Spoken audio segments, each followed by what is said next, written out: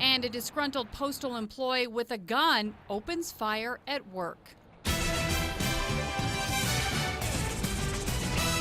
Good afternoon. It happened early this morning on the property of the main post office at Broadway and Mountain. The employee fired one shot. Another man who works there tells us when he did, his coworkers sprung into action. News 13's Chris McKee is live at the post office with more. Chris. Kim, no one was hurt in this shooting, and it's unclear exactly what led up to it. But one man who contacted us today says he saw the whole thing happen and says coworkers had to tackle the man to the ground, then called police.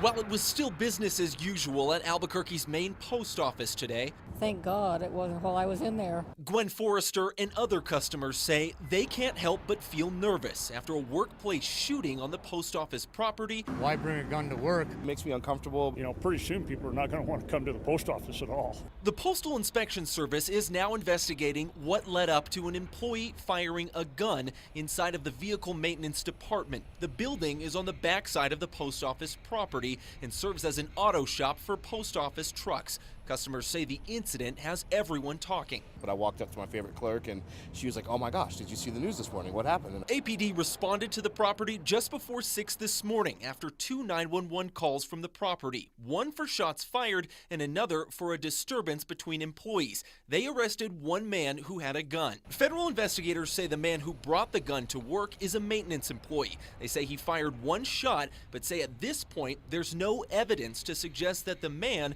was targeting any other employees who were seen working in the building still this afternoon. But one employee who contacted News 13 this afternoon says he saw it all happen and watched his coworkers wrestle the shooter to the ground when the gun was fired. Customers say the news is disturbing. So there's some kind of a dynamic that's happening within the Postal Service that leads people to that. I'm a native Albuquerquean. I live many other places, but I love Albuquerque and I hate to see it get so violent.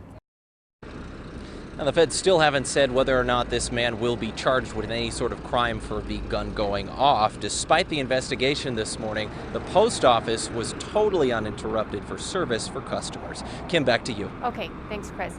Now, at a minimum, the postal inspector says that the man could be charged with bringing a gun to a federal building, and that could get him a year in prison.